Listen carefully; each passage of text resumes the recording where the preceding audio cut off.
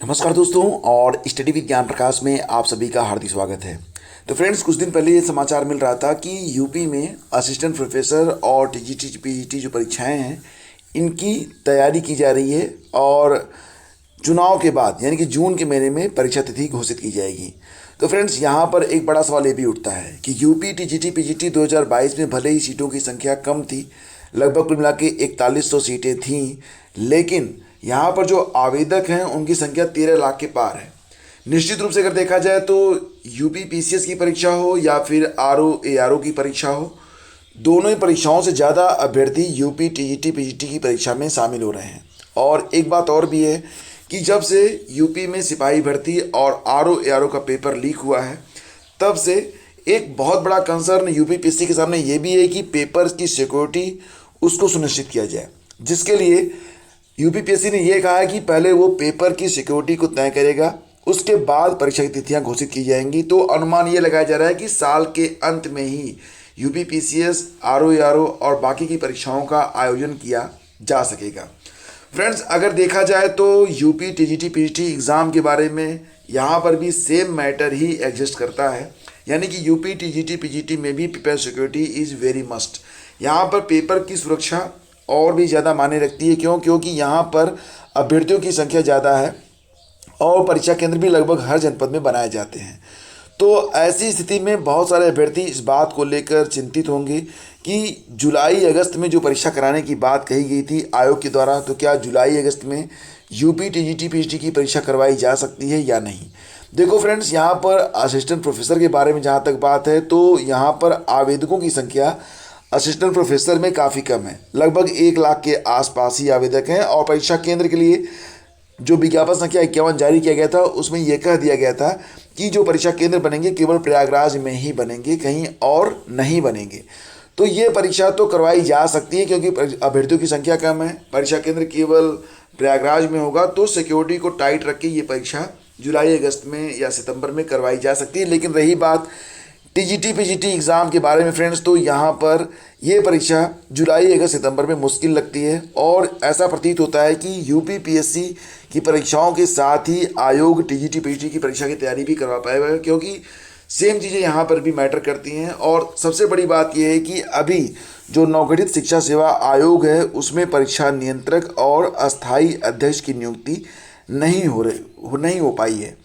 तो यहाँ पर एक खबर और भी है कि 8 को आएंगे नवगठित शिक्षा सेवा चयन आयोग के कार्यवाहक अध्यक्ष। जैसा कि आप जानते हैं कि शिक्षा सेवा आयोग के जो कार्यवाहक अध्यक्ष बनाए गए हैं तो उच्च शिक्षा विभाग के प्रमुख सचिव MP अग्रवाल हैं और ये 8 मई को प्रयागराज आ रहे हैं। आयोग में एक बैठक होगी और निश्चित रूप से बैठक में इस बात पर भी चर्चा होगी कि 2022 की टीजीटी पीजीटी परीक्षा और असिस्टेंट प्रोफेसर परीक्षा जो होनी है उसको किस प्रकार से पूरा करवाया जाए। बेसिक माध्यमिक और उच्च माध्यमिक और जो भी शिक्षण संस्थाएं हैं उसमें शिक्षक भर्ती के लिए ये जो शिक्षा सेवा चयन आयोग है इसका गठन तो कर लिया गया है, सभी सदस्यों की जो भर्ती है वो हो चुकी है, लेकिन अभी इसमें जो मुख्य अधिकारी होते हैं जैसे कि परीक्षा नियंत्रक, अध्यक्ष वगैरह, ये लोग अभी नहीं हैं। और हालांकि जो यहाँ के सदस्य हैं उनको जिम्मेदारी सौंप दी गई है कि जो पिछले डाटा वगैरह हैं उनको आप लोग ठीक ठाक रखें, और ताकि जब नए अध्यक्ष आए, परीक्षा नियंत्रक आए, तो उनको जो है ये ना रहे कि डेटा उनके पास ना रहे। लेकिन फिर भी जब तक कार्यवाहक अध्यक्ष हैं या फिर जब तक अस्थायी अध्यक्ष नहीं आ जाते हैं, जब तक परीक्षा नियंत्रक नहीं आ जाते हैं, तब तक एग्ज़ाम डेट डिक्लेयर होना यहाँ पर मुश्किल है। इन शॉर्ट में आप लोगों से बताना चाहूँगा कि अगर आप तैयारी कर रहे हैं यूपी टीजीटी पीजी एग्ज़ाम के बारे में, तो आप लोग मान के चलिए कि परीक्षा जो है वो मिनिमम सितंबर के बाद ही हो पाएगी। और मुझे तो ऐसा प्रतीत होता है कि आरओ यूपीपीसीएस, असिस्टेंट प्रोफेसर और बाकी जो परीक्षाएं हैं वो लगभग एक साथ ही शुरू होंगी, मतलब जब भी होंगी वो एक साथ ही स्टार्ट होंगी। हाँ, जो लोग असिस्टेंट प्रोफेसर की तैयारी कर रहे हैं वो लोग तैयारी करते रहें क्योंकि उनकी परीक्षाएं इन परीक्षाओं से पहले ही हो जाएगी।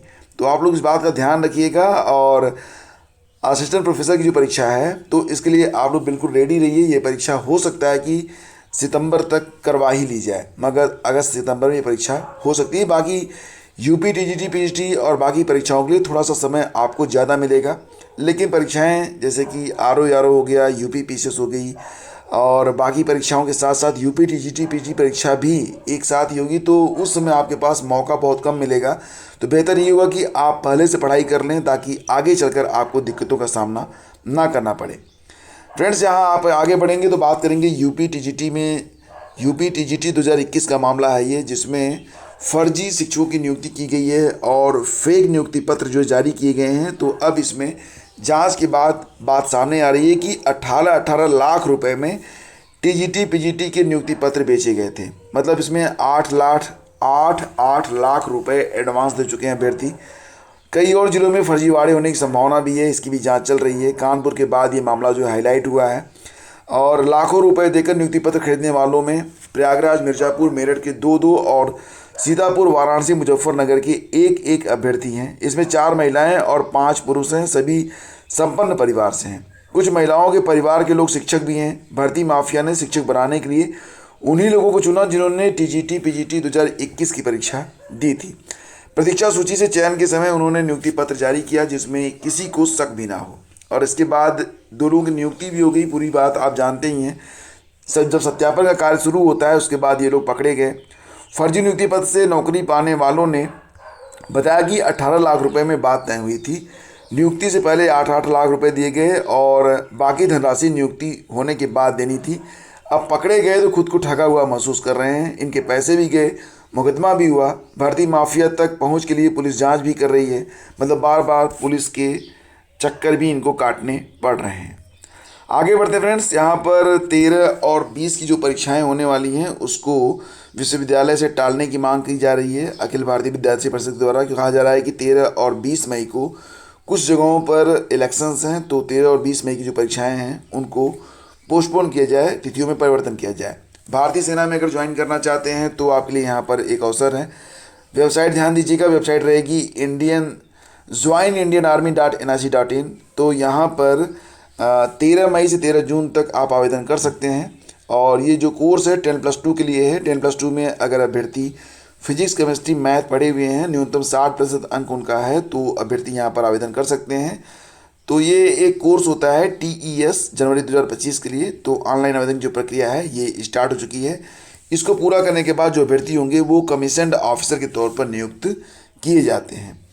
इसके बाद फ्रेंड्स, बिजनौर में एक तरफा प्यार में छात्र ने शिक्षिका को मारी गोली। तो मॉरलिटी जो है बहुत ही डाउन हो चुकी है। कहीं पर कुछ भी हो रहा है, ऐसी खबरें भी निकल के सामने आ रही हैं। एक तरफा प्यार में छात्र ने कंप्यूटर शिक्षक में घुसकर शिक्षिका को गोली मार दी और शिक्षिका की जो हालत है वो गंभीर बनी हुई है। कुछ ऐसी खबरें भी सुनने को मिलती हैं जो कि बहुत ही व्यथित करती हैं। 10वीं की छात्रा को नागवार गुजरी सीख, फंदे पर झूली। मतलब यहाँ पर क्या हुआ कि अंक कम आते हैं, स्कूल प्रशासन बुलाकर उनके माँ बाप के सामने कहता है कि आपके बच्चे के इस नंबर कम है, इसको समझाइए। माँ बाप घर आकर उसको थोड़ा समझाते हैं और ये बात इतनी कम उम्र के बच्चों को इतनी नागवार गुजरती है कि वो फांसी पर लटक जाते हैं। निश्चित रूप से जो साइकोलॉजी है वो चेंज हो रही है। और एक अभी हाल ही में शोध हुआ था कि जो शॉर्ट वीडियोज़ होते हैं इससे इंसान की जो मेमोरी पावर है वो भी ख़त्म हो रही है और आदमी जो है शॉर्ट टेम्पर का शिकार भी हो रहा है। तो फ्रेंड्स, मैं आप लोगों से यही कहना चाहूँगा कि आप 1 हफ्ते तक केवल शॉर्ट वीडियोज़ और सोशल मीडिया से दूर रख कर देखिए। आप किताबों को पढ़ के देखिए, आपकी जो स्मरण शक्ति और पर्सनालिटी है उसमें काफ़ी चेंजेज आपको देखने को मिल जाएंगे। पैरामेडिकल कोर्स में दाखिले के लिए आवेदन शुरू हो चुके हैं। प्रदेश के निजी और सरकारी पैरामेडिकल कॉलेजों में संचालित यूजी और पीजी कोर्स में दाखिले की आवेदन प्रक्रिया शुरू हो चुकी है। अटल बिहारी वाजपेयी चिकित्सा विश्वविद्यालय की ओर से प्रदेश भर के मेडिकल कॉलेज और संस्थानों के लिए आवेदन फॉर्म जारी किया गया है। अभ्यर्थी जो है उसे www.abvmuup.edu.in पर जाकर आवेदन कर सकते हैं। 10 जून आवेदन की अंतिम तिथि है। 15 जून को प्रवेश परीक्षा के लिए एडमिट कार्ड जारी होगा। 23 जून को प्रदेश भर में प्रवेश परीक्षा करवाई जाएगी। संस्थान अधिकारियों का कहना है कि आवेदन शुल्क सामान्य और ओबीसी के अभ्यर्थियों के लिए आवेदन शुल्क 3,000 रुपये तय है। तो SC/ST को 2,000 रुपये शुल्क देना होगा। दोस्तों, जनवरी से लेकर अप्रैल तक का संपूर्ण जो करंट अफेयर है उसका नोट्स तैयार कर दिया गया है और नोट्स आपके सामने हैं। ये बिल्कुल टू दी पॉइंट है, एकदम संक्षिप्त में, लेकिन यहाँ पर कोई भी प्रश्न छूटा नहीं है और जहाँ पर ज़रूरत पड़ी है तो चित्र भी हैं और बहुत ही कम पेजेस में, यानी कि प्रिंट आउट लेना चाहें तो पूरा प्रिंट आउट आप ले भी सकते हैं।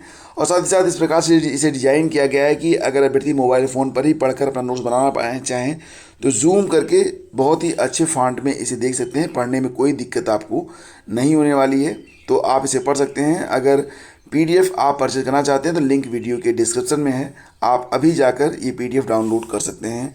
और अभी भी जो डिस्काउंटेड रेट हैं वो जारी हैं, यानी कि बहुत ही कम कीमत में आप ये पीडीएफ प्राप्त कर सकते हैं। तो दोस्तों ये थी आज की news update. Thank you so much for watching the video. Video पसंद आया तो लाइक और शेयर जरूर कीजिएगा। धन्यवाद।